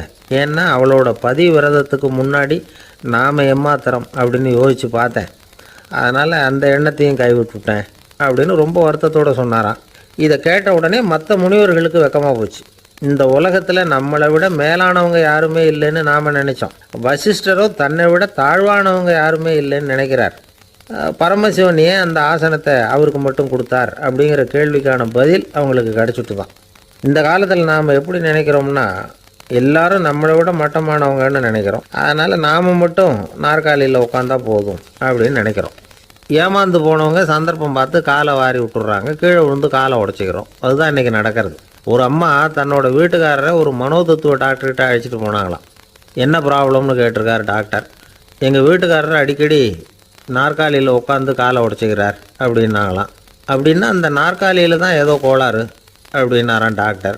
அப்படி இருக்க முடியாது டாக்டர் அப்படின்னாங்களாம் அந்த அம்மா. அது எப்படி அவ்வளோ உறுதியாக சொல்கிறீங்கன்னு கேட்டிருக்கார் அந்த டாக்டர். எங்கள் வீட்டில் நாற்காலியே கிடையாது டாக்டர், இவர் இருக்கிறதா நினச்சிக்கிட்டு உட்கார்றார், அதுதான் ப்ராப்ளம். ஒரே ஒரு ஊரில் ஒரு ராஜா இருந்தார், ரொம்ப நல்லவர். ஒரு நாள் அரண்மனையில் விசாரணை நடந்துக்கிட்டு இருக்குது. அதில் ஒரு வழக்கு. ஒரு விவசாயி புகார் கொடுக்குறார். என்ன புகார்னா, அவர் வயலில் ஆடுகள் மேய்ஞ்சி பயிரை அழிச்சுட்டுது. நிறைய உழைச்சி செலவு பண்ணி பயிரை உண்டாக்கி வச்சுருந்தேன், எல்லாம் போயிட்டுது. இனிமேல் நான் என்ன செய்கிறது, நீங்கள் தான் சரியான தீர்ப்பு வழங்கணும் அப்படின்னார் அந்த விவசாயி. அந்த ஆடுகளுக்கு சொந்தக்காரர் யாருன்னு கண்டுபிடிச்சி அரண்மனைக்கு அழைச்சிட்டு வாங்கன்னு உத்தரவு போட்டார் ராஜா. சேவகர்கள் போனாங்க, ஆளை கண்டுபிடிச்சாங்க, கூப்பிட்டுக்கிட்டு அரண்மனைக்கு வந்துட்டாங்க. ராஜா விசாரணை பண்ணார். அப்புறம் விசாரித்து முடிச்சுவிட்டு தீர்ப்பு வழங்கினார். இந்த விவசாயி அடைந்திருக்கிற இழப்புக்கு ஈடாக உன்னுடைய ஆடுகளை அவங்ககிட்ட கொடுத்துட வேண்டியது அப்படின்னு சொல்லிவிட்டார். உன்கிட்ட இருக்கிற ஆடு பூரா அவன்கிட்ட கொடுத்துரு, அந்த ஆட்டுனால் ஏற்பட்ட இழப்பு சரியாக போட்டோம் அப்படின்னு தீர்ப்பு வழங்கிட்டார். அந்த மன்னருடைய மகன் இதை பார்த்துக்கிட்டே உட்காந்துருந்தான். இந்த தீர்ப்பை இன்னும் கூட சிறப்பாக வழங்கலாமே அப்படின்னு நினச்சான். அப்பாக்கிட்ட சொன்னான். உடனே அந்த அரசர், சரி நீயே இதுக்கு சரியான தீர்ப்பு சொல்லு அப்படின்னார். அந்த இளவரசன் தீர்ப்பு சொல்கிறான். அவன் சொன்ன தீர்ப்பு என்னன்னா, உங்ககிட்ட இருக்கிற ஆடுகள் எல்லாத்தையும் ஒரு வருஷ காலத்துக்கு அந்த விவசாயிகிட்ட ஒப்படைச்சிட வேண்டியது. அந்த ஒரு வருஷத்துக்குள்ளே அந்த ஆடுகள் போடுற குட்டிகள், பால், எரு எல்லாம் விவசாயி எடுத்துக்க வேண்டியது. ஒரு வருஷத்துக்கு அப்புறம் உங்களுடைய ஆடுகளை நீங்களே திருப்பி வாங்கிக்க வேண்டியது. இதுதான் இளவரசன் சொன்ன தீர்ப்பு. இது சரியான தீர்ப்பு தான், இனிமேல் என்னுடைய அரச பொறுப்புகளை இளவரசர் வசம் ஒப்படைக்கிறேன் அப்படின்னு சொல்லி ஒப்படைச்சுட்டாராம். அதாவது தாவூத் நபி, சுலைமான் நபி இவர்களுடைய சரித்திரத்தில் இந்த சம்பவம் காணப்படுறதாக ஒரு நண்பர் சொன்னார். ஒரு தண்டனையை பெறுகிறவன் அதுக்கு பிறகு சமூகத்தில் நல்ல விதமாக வாழறதுக்கு வாய்ப்பு இருக்கிறது மாதிரி அமையணும் தீர்ப்பு. அதுக்கு இது ஒரு உதாரணம். சில தீர்ப்புகள் எப்படி அமைஞ்சு விடுதுன்னா, ஒரு தண்டனையை அனுபவித்து முடித்தவன் அதுக்கப்புறம் அவன் இந்த சமூகத்தில் நல்லவனாக வாழறதுக்கு நினச்சா கூட அதுக்கு தகுதி இல்லாதவன் அப்படிங்கிற அளவுக்கு சூழ்நிலை அமைஞ்சிருது. இது சிந்திக்க வேண்டிய ஒரு செய்தி. இன்னொரு ஊரில் ஒரு ராஜா இருந்தார். அவர் ஒரு நாள் ஒரு போட்டி வச்சார். என்ன போட்டின்னா, அரண்மனை வாசலில் ஒரு பெரிய நீச்சல் குளம், அதில் நிறைய விஷப்பாம்புகள். எந்த இளைஞன் துணிச்சலாக அதில் நீச்சல் குளத்தில் குதித்து நீந்தி கரையேறி வர்றானோ அவனுக்கு 100 ஏக்கர் நிலம் பரிசாக வழங்கப்படும். அது வேணாம்னா 1000 ஆடுகள் பரிசாக வழங்கப்படும். அதுவும் வேணான்னா என்னுடைய மகளை கல்யாணம் பண்ணிக்கலாம். இதுதான் மன்னருடைய அறிவிப்பு. பரிசுலாம் நல்லா தான் இருக்குது, இருந்தாலும் பாம்புகள் உள்ள குளம்ங்கிறது நல்லா இல்லையே. அதனால் யாரும் அதில் குதித்து நீஞ்சறதுக்கு முன் வரல. இருந்தாலும் திடீர்னு ஒரு இளைஞன் அந்த நீச்சல் குளத்தில் குதித்தான், நீந்தினா ஒரு வழியாக கரையேறி வந்துட்டான். மன்னருக்கு ரொம்ப மகிழ்ச்சி. நீ தான் தைரியமான இளைஞன், வா இப்படின்னு கூப்பிட்டார். கிட்ட வந்தான். அந்த இளைஞன் தண்ணீர் சொட்ட சொட்ட வந்து நிற்கிறான். சரி, உனக்கு 100 ஏக்கர் நிலம் வேணுமான்னு கேட்குறார். வேண்டாங்கிறான். சரி, அப்படின்னா 1000 ஆடுகள் வேணுமான்னு கேட்குறார். அதுவும் வேணாங்கிறான். ஓ, அப்படின்னா என் பொண்ணை கல்யாணம் பண்ணிக்கிறியா அப்படின்னு கேட்குறாரு. அதுவும் வேணாங்கிறான். ராஜாவுக்கு ஒன்றும் புரியல. அப்படின்னா உனக்கு என்ன தான் வேணும் அப்படிங்கிறார். என்னை பிடிச்சி இந்த குளத்தில் தள்ளி விட்டவன் யாருங்கிறது எனக்கு தெரியணும் அப்படின்னா. 1944 வருஷத்துல ஒரு நாள் மொரார்ஜி தேசாய் எரவாடா சிறையில் இருந்தார். காவல்துறை உயர் அதிகாரி ஒருத்தர் வர்றார். மொரார்ஜி தேசாய சிறை அதிகாரி அலுவலகத்துக்கு அழைச்சிட்டு போறார். சிறை அதிகாரி ஒரு தகவலை சொல்றார். உங்க நண்பர் மங்கள்தாஸ் பக்வாசா அப்படிங்கிறவர் நாசிக் சிறையில அடைக்கப்பட்டிருந்தார். அவருக்கு உடல் நலம் ரொம்ப பாதிக்கப்பட்டதுனால அவரை சிறையிலிருந்து பம்பாயில உள்ள ஹரிகிருஷ்ணன் தாஸ் மருத்துவமனைக்கு கொண்டுகிட்டு போயிருக்கிறாங்க. அவரு உங்களை பார்க்கணும்னு ரொம்ப ஆவலோட இருக்கிறார். அதனால நீங்க பரோல்ல போய் பாத்துட்டு வாங்களே அப்படின்னார். நிபந்தனையோட போய் பாத்துட்டு வரலாம்னார். தியாக செம்மல்கள் பரோல்ல செல்றதில்ல அப்படிங்கிற உறுதியோட தான் சிறைச்சாலைக்கே வருவாங்க. இப்படி இருக்கிறப்போ மொரார்ஜி மட்டும் பரோல்ல போயிட்டு வர்றதுக்கு எப்படி சம்மதிப்பார்? உயிர் நண்பரின் உயிர் சொல்லாடுது அப்படிங்கறத கேட்டதும் உடனே போய் பார்க்கணும்னு ஆவல் தான். இருந்தாலும் வரன்முறையை மீறி போய் பாக்குறதுன்னா அது தேச பக்தியையே அவமானப்படுத்துறது மாதிரி ஆகும் அப்படிங்கறத அவர் உணர்ந்தார். அதனால நான் பரோல்ல போகிறதுக்கு நான் தயாரா இல்லை அப்படின்னு சொல்லிவிட்டாராம். நண்பருடைய கடைசி ஆசைய நிறைவேற்றுறது உங்க கடமை இல்லையா அப்படின்னு கேட்டிருக்காரு சிறை அதிகாரி. கடமை தான், அதே சமயம் என்னுடைய கடமையை காப்பாத்துறதும் முக்கியமாச்சே அப்படின்னாரா இவர். அதுக்கப்புறம் அந்த அதிகாரி நிபந்தனை இல்லாமலே மொரார்ஜியை வெளியில அனுப்புறதுக்கு சம்மதிச்சாராம். அப்படி இருந்தும் மத்த நண்பர்களை கலந்துகிட்டு தான் மொரார்ஜி வெளியில புறப்பட்டாராம். பம்பாய்க்கு போனார். படுக்கையில நண்பரை சந்திச்சார். அவர் ரொம்ப மோசமான நிலைமையில இருந்தார். உடல்நிலை கவலைக்கிடம்னு தான் டாக்டர்களும் சொன்னாங்க. மங்கள்தாஸ், இனி எனக்கு வாழ்க்கையில என்ன இருக்கு, நான் இறந்து விடுறதே மேலுன்னாராம். மொரார்ஜிக்கு ரொம்ப வருத்தமா போச்சு. மங்கள்தாஸ் இல்லத்துல இருந்த சமயத்துலதான் மொரார்ஜிய கைது பண்ணாங்களாம். அந்த அதிர்ச்சி தான் மங்கள்தாஸ ரொம்ப பாதிச்சிருக்கு அப்படிங்கறத அவர் புரிஞ்சுக்கிட்டார். இத பாருங்க, விடுதலை போராட்டத்துல ஈடுபடுறவங்களை கைது பண்றதும் சிறையில அடைக்கிறதும் சகஜம் தானே. அன்னைக்கு உங்க வீட்டுல இருந்தப்போ நான் கைது செய்யப்படலைன்னாலும் இன்னொரு இடத்துல நான் கைது செய்யப்பட்டுதான் இருப்பேன். அதனால அதை பத்தி நீங்க ஏன் வேதனைப்படணும்? நீங்க தைரியமா உறுதியா இருக்கணும். அது மட்டும் இல்ல, அது வரைக்கும் மருந்தே சாப்பிடாம இருந்த மங்கள்தாஸ மருந்து சாப்பிட வச்சாராம். 2 நாள் அவர் பக்கத்திலே இருந்தார். அதுக்கப்புறம் பெரிய டாக்டரை பார்த்து மங்கள்தாஸ் உடல் நல சம்பந்தமா விசாரிச்சார். இப்ப பரவாயில்ல, தேறி இருக்கிறார். எப்படி இருந்தாலும் இன்னும் ஒரு 6 மாசம் தான் அவர் உயிரோட இருப்பார் அப்படின்னு சொல்லிவிட்டாரு டாக்டர். ஆனா அதுக்கப்புறம் நடந்தது என்ன தெரியுமா? மங்கள்தாஸ் அதுக்கப்புறம் 25 வருஷம் சௌக்கியமா இருந்தாராம். இவர் 6 மாசம் தான் இருப்பாருன்னு சொன்ன அந்த டாக்டர் 6 மாசத்துல ஒரு எதிர்பாராத விபத்துல சிக்கி இறந்து போனாராம். 6 மாசம்னு டாக்டர் போட்ட கணக்கு சரிதான், ஆனா இடம் தான் மாறி போச்சு. ஒரு திருடன் ஒரு வீட்டுல போய் திருடணும்னு திட்டம் போட்டான். இருட்டுனதும் போய் திருடணும். ஆனா ராத்திரி ஆனா வாசல் கதவை சாத்தி உள்பக்கம் தாழ்பால் போட்டுருவாங்களே, என்ன பண்றது, எப்படி வீட்டுக்குள்ள போறது? இவன் யோசனை பண்ண ஒரு முடிவுக்கு வந்தான். சரி, பகல் நேரத்திலேயே யாருக்கும் தெரியாம அந்த வீட்டுக்குள்ள நுழைஞ்சிருவோம். அங்க போய் எங்கேயாவது ஒளிஞ்சுக்குவோம். இருட்டுற வரைக்கும் பேசாம இருப்போம். ராத்திரி எல்லாரும் தூங்கினதுக்கு அப்புறம் நைஸா போய் பீரோவை திறந்து இருக்கிறது பூரா எடுத்துக்கிட்டு ஓடியாந்துடலாம் அப்படின்னு திட்டம் போட்டான். அதே மாதிரி ஒரு நாள் மத்தியானத்துக்கு மேல அந்த வீட்டுக்காரன் எங்கேயோ வெளியில புறப்பட்டு போனான். வீட்டுக்கார அம்மா அடுப்பங்கரையில என்னவோ சமைச்சுக்கிட்டு இருந்தாங்க. திருடன் பார்த்தான். இதுதான் சமயம்னு அந்த வீட்டுக்குள்ள மெதுவா நுழைஞ்சிட்டான். எங்க ஒளியலாம்னு பார்த்தா வலது பக்கம் ஒரு ரூம் இருந்தது. அங்க போனான். அங்க ஒரு படுக்கை அறை, அங்க ஒரு பெரிய கட்டில் இருந்தது. அதுக்கு அடியில போய் பதுங்கிட்டான். இருட்டுனது நம்ம வேலையை ஆரம்பிக்கலாம், அது வரைக்கும் பொறுமையா இருக்கணும் அப்படின்னு சொல்லி பேசாம வாயை மூடிட்டு கம்முன்னு இருக்கிறான். ரொம்ப நேரம் கழிச்சு வெளியில போயிருந்த வீட்டுக்காரன் திரும்பி வந்தான். சாப்பிட்டான். லைட்டை நிறுத்தி விட்டு படுத்துட்டான். அந்த அம்மாவும் வேலையெல்லாம் முடிச்சுட்டு வந்து படுத்துட்டாங்க. நடு ராத்திரி. விடி விளக்கு லேசா எரிஞ்சுக்கிட்டு இருக்கு. வீட்டுக்காரன் லேசா கண்ணை முழிச்சான். கட்லுக்கு நேரா எதிரில் ஒரு கண்ணாடி. அதுல பாக்குறான், கட்லுக்கு கீழே ஒரு திருடன் ஒளிஞ்சு இருக்கிறது தெரிஞ்சு போச்சு. உடனே அவன் திருடன் திருடன்னு சத்தம் போடல, யோசனை பண்ணான். மேஜையில இருக்கிற கத்தி எடுத்து கையில வச்சுக்குவோமா அப்படின்னு யோசனை பண்ணான். இந்த சந்தர்ப்பத்துல கத்தியை உபயோகப்படுத்துறத விட புத்தியை உபயோகப்படுத்துறது தான் சாமர்த்தியம் அப்படின்னு நினைச்சான். உடனே அது பிரகாரம் செயல்பட ஆரம்பிச்சிட்டான். என்ன பண்ணான் தெரியுமா?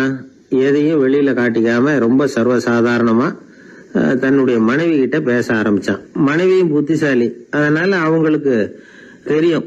அவங்களும் வீட்டுக்காரர் கேட்ட கேள்விக்கு பொருத்தமா பதில் சொல்ல ஆரம்பிச்சாங்க.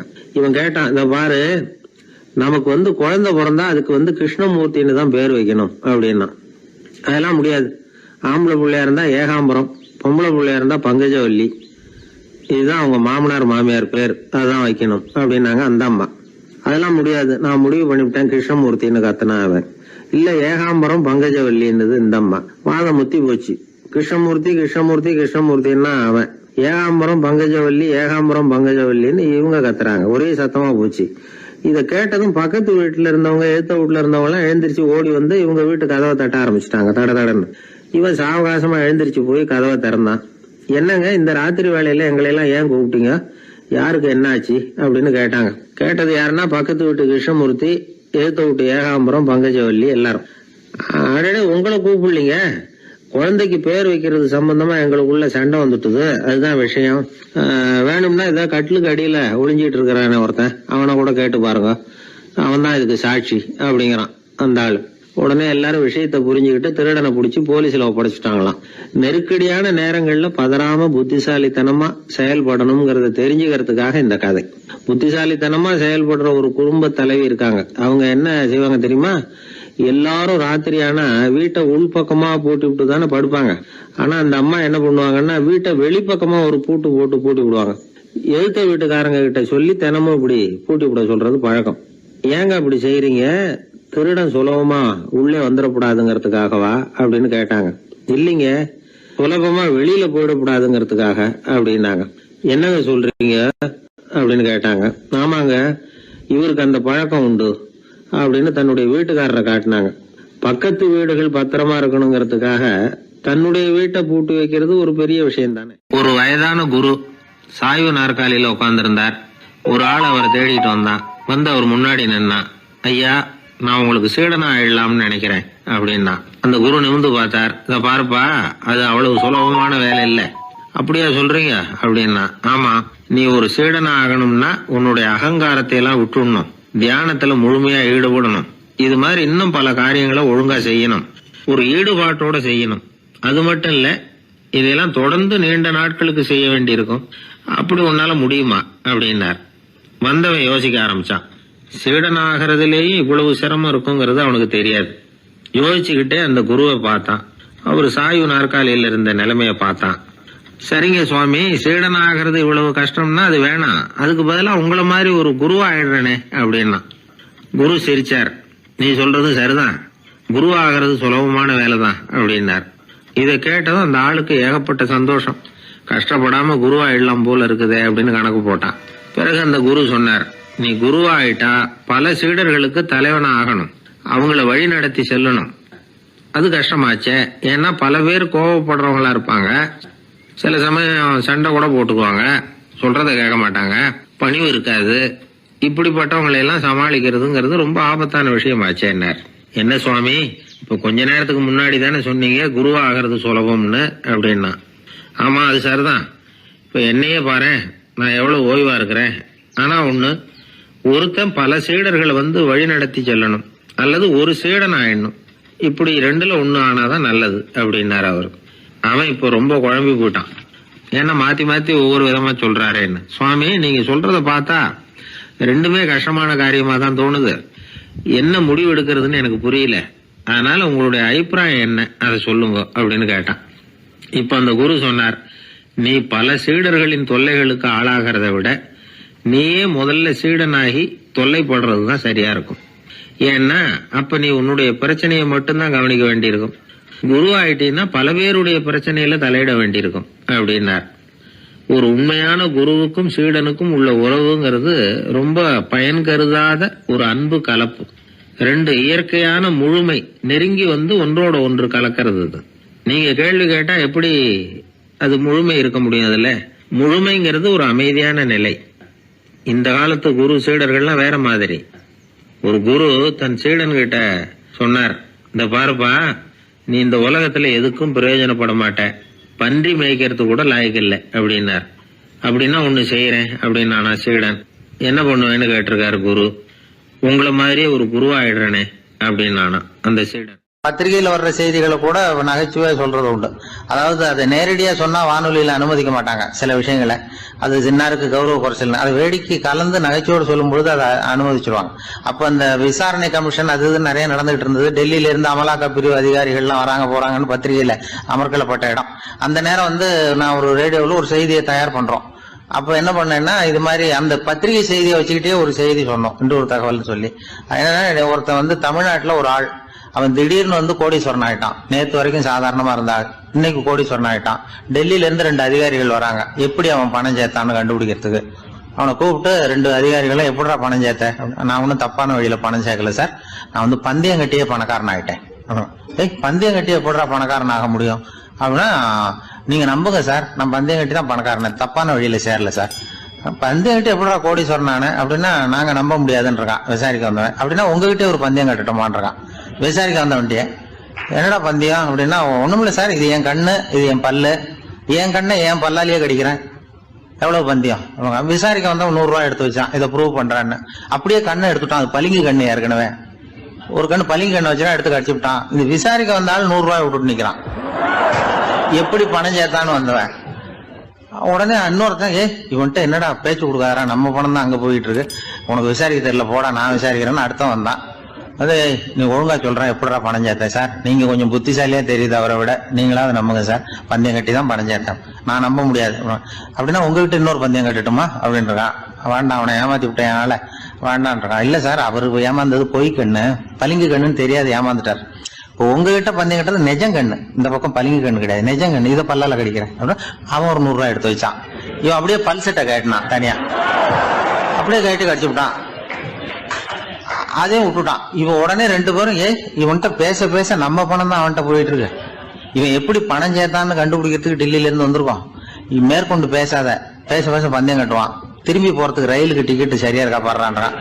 அவன் கரெக்டா எண்ணி பார்த்து கரெக்டா இருக்கப்பா, மேற்கொண்டு பேசாத, அவன்கிட்ட நம்ம போயிடுவோம், போய் நம்ம அதிகாரிகிட்ட சொல்லிடுவோம்னு சொல்லி போயிட்டு வரேன் சார் அப்படின்னு சொல்லிட்டு மரியாதை போயிட்டாங்க. போய் டெல்லியில பெரிய அதிகாரிகிட்ட போய், சார் அவன்கிட்ட வந்து விசாரிச்சு பார்த்தோம் சார், தமிழ்நாட்டுல பந்தயம் கட்டி தான் பணம் சேர்த்தேன்னு சாதிக்கிறான், எங்ககிட்ட ஒரு 200 ரூபாய் வாங்கிட்டான் சார் அப்படின்னு. அவருக்கு கோவம் வந்துட்டுது. இந்தியாவுக்கே தலைமை அதிகாரி, இதுக்காகவாடா நீங்க இருக்கீங்க, எத்தனை பேர் இருக்கீங்க உங்களை மாதிரி ஜூனியர் ஆபீசர்ஸ் நம்ம ஆபீஸ்ல இந்தியா பூரா விசாரிக்கிறதுக்கு அப்படின்னா? 30 பேர் இருக்கோம் சார். 30 பேருக்கு அனுபவம் பத்தாது, நான் இந்தியாவுக்கே தலைமை அதிகாரி, அனுபவம் ஜாஸ்தி, உங்களுக்கு ட்ரைனிங் கொடுக்கணும் எப்படி ஒருத்தரை விசாரிக்கிறதுன்னு. 30 பேரும் ஒரு ரூம்ல வந்து உட்காருங்க, ஒரு ஆள் போய் அந்த ஆள் தமிழ்நாட்டுல இருந்து நீங்க கூப்பிட்டுட்டு வா, வர்ற வரைக்கும் அவன்கிட்ட பேசாதீங்க, பந்தயம் கட்டுவான், மெதுவா கொண்டு வந்து நிறுத்து அப்படின்னா ஒரு ஆள் வந்து ஸ்பெஷலா கூப்பிட்டு போட்டான். இது மாதிரி மேடையில நிறுத்திவிட்டு ஒரு தலைமை அதிகாரி 30 ஜூனியர் அதிகாரிகள் அவங்களுக்கு பயிற்சி கொடுக்குறார். இவனை பார்த்து, ஒழுங்கா சொல்லு, எப்படி பணம் சேர்த்த, நான் இந்தியாவுக்கே தலைமை அதிகாரி, என்கிட்ட உண்மையை ஒத்துக்கிட்டீங்கன்னா உன்னை அப்ரூவர் ஆக்கிடுவேன் அல்லது தண்டனையை குறைப்பேன், அந்த அதிகாரம்லாம் என்கிட்ட உண்டு, ஒழுங்கா சொல்லு அப்படிங்கிறார். அவர், சார் நீங்க இந்தியாவுக்கே தலைமை அதிகாரி, அனுபவம் ஜாஸ்தி, நீங்களாவது நம்புங்க சார், நான் பந்தயம் கட்டி தான் பணம் சேர்த்தேங்கிறான். இங்கேயே வந்து இப்படி சாதிக்கிறேன், உன்னை நம்ப முடியாதரா அப்படின்னா உங்ககிட்ட ஒரு பந்தயம் கட்டட்டுமா நானா அவர்கிட்ட போய், வேணாண்டா என் ஆளை ஏமாத்தி விட்டேன் அப்படின்னா. இல்ல சார், அவங்க ஏமாந்தது என் உடம்ப பத்தின ரகசியம், என் கண்ணு பளிங்கு கண்ணுன்னு தெரியாது, நான் பல் செட்டு கட்டியிருந்தது தெரியாது, ஏமாந்துட்டாங்க. இப்ப நான் உங்ககிட்ட கட்டுற பந்தயம் உங்க உடம்ப பத்தின ரகசியம். என் உடம்புல என்னடா ரகசியம்? முதுகுல, உங்க முதுகுல 1 ரூபா அகலத்துக்கு கருப்பா ஒரு மச்சம் இருக்கு, உண்டா இல்லையானா? இல்லேன்னு தெரியும் அவருக்கு. இல்லடா, நேத்து வரைக்கும் இல்ல சார், இப்ப இருக்குது மச்சம் அப்படின்னு உடனே 100 ரூபாய் எடுத்து வச்சார் அவர் தலைமை அதிகாரி. ஒரு 100 ரூபாய் வச்சு சட்டையை கட்டி காட்டுறாரு, மச்சம் இல்ல, இவன் தோத்துட்டான் இங்கிருந்து போனவன். உடனே 200 ரூபாய் எடுத்து வச்சுக்கிட்டு, தோழர்களே இப்படிதான் ஒருத்தரை விசாரிக்கணும், என்கிட்ட இவன் ஏமாந்துட்டான் பாருங்க, துருவி துருவி விசாரிக்கிறதுன்னு சொல்றாங்களே இதுதான் அப்படின்னு விளக்கம் கொடுத்தாரு. அப்போ இவன் மெதுவா ஆரம்பிச்சானா, சார் இந்த பந்தயத்துல உங்களுக்கு 200 ரூபாய் லாபம், ஆனா இதே பந்தயத்துல எனக்கு 2900 ரூபாய் லாபம் சார் அப்படின்றான். என்னடா பண்ண அப்படின்னு கேட்டிருக்காரு. உங்களுக்கு தெரியாம இந்த 30 பேர்கிட்டையும் தனித்தனியா ஒரு பந்தயம் கட்டியிருக்கேன். 30 பேர்கிட்ட என்னடா பந்தயம் கட்டினேன்? ஒண்ணும் இல்ல சார், உங்க எல்லாரும் முன்னாடியும் உங்க மேலதிகாரியை சட்டையை கேட்ட வைக்கிறேன், உங்களுக்கு பந்தயம் கட்டினேன். போயிட்டு உங்க பூரா எனக்கு 2900 ரூபாய் லாபம். அவரு பார்த்தா அதிர்ச்சி ஆயிட்டாரு. தலைமை, சார் நீங்க போங்க சார் அப்படின்னு சொல்லி ஒரு ஆளை கொண்டு போய், சாரை கொண்டு போய் மரியாதையா பக்கத்து ரூம்ல விட்டுவாங்க, இனிமே அவர்கிட்ட யாரும் பேசாதீங்க வாங்கன்னு சொல்லிவிட்டு, அதுக்கப்புறம் தோழர்களே, இவர் பேச ஆரம்பிச்சாரு, தோழர்களே இனிமே யாரும் தமிழ்நாட்டு பக்கம் விசாரிக்க போகாதீங்க, நீங்க யாராவது போறதுன்னா மத்திய பிரதேசம், உத்தரப்பிரதேசம், இப்படி எத்தனையோ பிரதேசம் இருக்கு, போயிட்டு வாங்க, தமிழ்நாட்டுக்கு மட்டும் போகாதீங்க, ஏன்னா அங்க போனா நம்ம பணத்துக்கு ஆபத்து வந்துருது அப்படின்னு சொன்னாருன்னு இந்த கதையை ரேடியோல சொன்னேன். இந்த கதையை உண்மை சம்பவமா சொன்னா அனுமதிச்சிருக்க மாட்டாங்க. இந்த நகைச்சுவைக்கு உள்ள மரியாதை என்னன்னா, அது ஒரு கதை மாதிரி உண்டு பண்ணி இப்படி சொன்னதும், இதுல என்ன என்னுடைய விசேஷம்னா, இந்த ஸ்கிரிப்டை வாங்கிட்டு வர சொல்லி மந்திரியினுடைய பிஏ வந்தார். ஒரு மந்திரி அப்ப இருந்தவர், அவர் பிஏ அடிக்கடி வருவார். வந்து இந்த போன நேற்று முந்தா நாள் ரேடியோவில் சொன்ன அந்த எந்த ஒரு தகவல் காப்பி ஒண்ணு வாங்கிட்டு வா அப்படி அப்படின்னு கூப்பிடுவார். மேடையில பேசுறதுக்கு எங்களுக்கு தேவை, உபயோகப்படும்னு கேட்பார். அவரு இந்த நிகழ்ச்சி வந்தப்போ உடனே அன்னைக்கு வந்துட்டார் அந்த பிஏ. இன்னைக்கு காலையில சொன்னீங்களே சார், மந்திரி கேட்கிறாரு மேடையில பேசுறதுக்கு அப்படின்னு. நான் அப்பதான் ஆச்சரியப்பட்டேன். பாருங்க, இந்த நகைச்சுவைக்கு உள்ள மரியாதை. அவரே கேட்கிறார், சொல்லப்பட்டதே அவரை பத்தி தாங்கிறது தெரியாம அவரே எப்படி சொல்ல, அதுதான் சிரிப்புக்குள்ள மரியாதைங்கிறது. அது யாரை பத்தி சொல்றோமோ அவருக்கு தெரியாம கூட சொல்லலாம் அதை.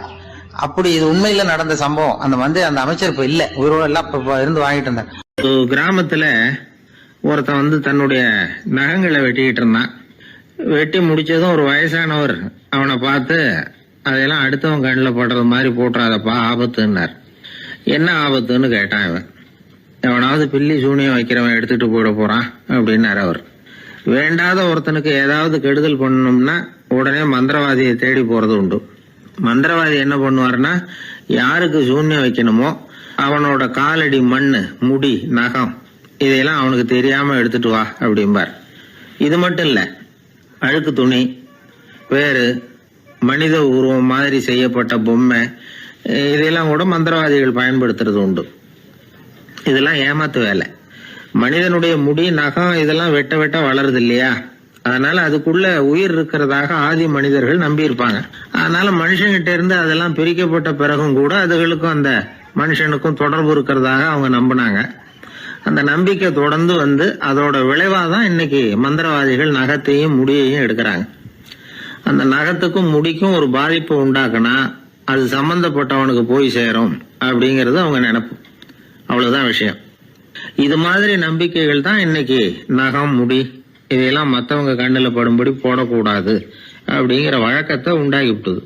ஒருத்தர் பேர் என்னன்னு கேட்டு தெரிஞ்சுட்டு போய் அந்த பேரை வச்சு அவனோட ராசி பலனை கணிச்சு அவனுக்கு ஏற்பட இருக்கிற கெட்ட நேரத்துல அவனுக்கு சூன்யம் வச்சா அது உடனே பலிக்கும் அப்படின்னு ஒரு நம்பிக்கை. அது மட்டும் இல்ல, சூன்ய தகட்டுல பேரை எழுதி புதைக்கிறதும் உண்டு. இதனாலதான் பெண்கள் கணவன் பேரை சொல்லாத பழக்கம் ஏற்பட்டுதான். அதாவது பேரை கேட்டுக்கிட்டு போய் ஏதாவது கெடுதல் பண்ணிவிட்டா என்ன பண்றது அப்படிங்கிற பயம். அப்படி ஆரம்பிச்ச பழக்கம்தான் இன்னைக்கு ஏதோ மரியாதைக்காக கணவன் பேரை பிறர் முன்னிலையில சொல்றது இல்லை அப்படிங்கறது மாதிரி ஆயிட்டுது. மந்திரவாதிகள் நம்ம ஊர்ல மட்டும்தான் இருக்கிறாங்கன்னு நினைக்காதீங்க, உலகம் பூரா உண்டு. பிசி தீவில் வாழக்கூடிய மக்கள் என்ன செய்வாங்களாம் தெரியுமா? இது மாதிரி மாந்திரீகம், செய்வன, பில்லி, சூனியம் இதெல்லாம் தங்களை பாதிக்காம இருக்கிறதுக்காக வீட்டை சுத்தி அகழி வெட்டி அதுல தண்ணீரை நிரப்பி வச்சிருவாங்களாம். ஆஸ்திரேலியாவில் இருக்கக்கூடிய பழங்குடி மக்கள் கிட்ட ஒரு பழக்கம், ஏதாவது பழங்கள் சாப்பிட்டா அதோட விதைய தண்ணீர்லயோ அல்லது ஆத்துலயோ போட்டுருவாங்களாம். வெளியில போட்டுட்டா அதை எடுத்து செய்வினைக்கு பயன்படுத்திடுவாங்க அப்படிங்கிற பயம். இது மாதிரி உலகம் பூராவும் செய்வினையின் மூலம் அடுத்தவங்களுக்கு பாதிப்பை உண்டு பண்ண முடியும் அப்படிங்கிற நம்பிக்கை இருக்கத்தான் செய்யுது. பொதுவா எல்லா ஊர்லயுமே நகம், முடி, காலடி மண்ணு, மனித உருவ பொம்மை இததான் மந்திரவாதிகள் பயன்படுத்துறாங்களாம். இந்த பில்லி, சூனியம், செய்வினை இதுல இருக்கிற உண்மை என்ன தெரியுமா? நகமோ முடியோ எதையும் செய்யறது இல்ல, சம்பந்தப்பட்டவனுக்கு ஏற்படுற பயம் இருக்கு பாருங்க, அதுதான் பாதிக்கும். இது மனநிலையை பொறுத்த விஷயம். வேற விஞ்ஞான ரீதியான பாதிப்பு இதுல எதுவும் கிடையாது. நம்ம ஊர்ல ஏற்பட்ட பகுத்தறிவு சிந்தனைகள், மூட நம்பிக்கைகளை எவ்வளவோ குறைச்சிருக்குது. இருந்தாலும் ஏமாந்து போறவங்க இன்னும் இருந்துகிட்டு தான் இருக்கிறாங்க. இந்த காலத்துல சின்ன குழந்தைகளை கூட ஏமாத்துறது கஷ்டம். ஒரு குழந்தை கேட்டுதான், ஏன்பா பிரார்த்தனை பண்ணுனா நமக்கு எல்லாம் கிடைக்குமா அப்படின்னு தான். ஓ கிடைக்குமே அப்படின்னாராம் அப்பா. நீ வச்சிருக்கிறிய பேனா அது கூட கிடைக்குமா அப்படின்னு கேட்டுதான் குழந்தை. ஓ கிடைக்கும் அப்படின்னாராம்.